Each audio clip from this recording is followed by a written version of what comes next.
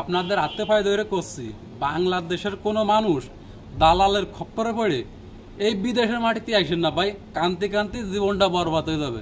ধন্যবাদ। সবাই কেমন আছেন? আশা করি অনেক ভালো আছেন।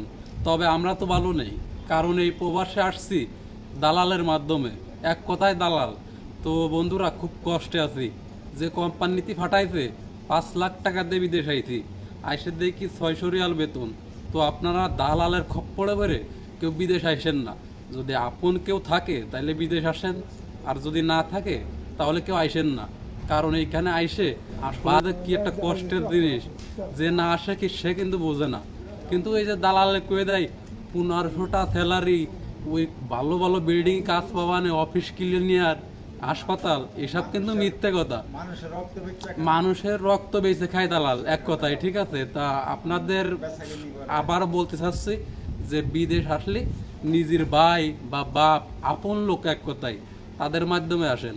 দালালের খপ্পরে পড়ে বিদেশ আইসেন না, তাহলে শেষ। আমার এই যে প্রতি মাসে 25,000 টাকা কিস্তি, আমি বেতন পাচ্ছি কত?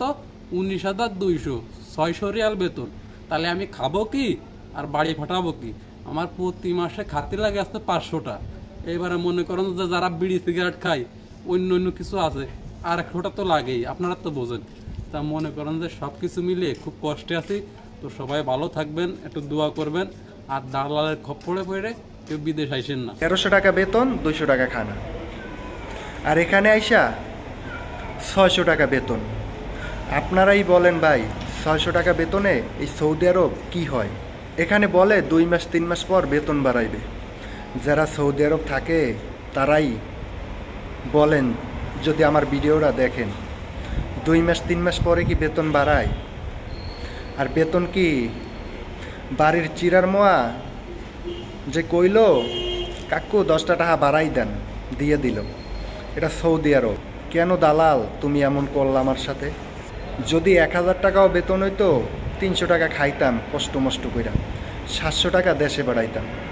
আর এখন 600 টাকা বেতন দিতে আছে, 400 টাকা বেতন, 200 টাকা খানা, মোট 600 টাকা বেতন। আর বসিরা কোন আমার কাছ থেকে 5.5 লক্ষ টাকা নিছে আনামে, মেডিকেল, পুলিশ ক্লিয়ারেন্স, যাবতীয় যা সব আমার 5.5 লক্ষ টাকা আনামে নিছে। ঠিক আছে, এইগুলা ঠিক না।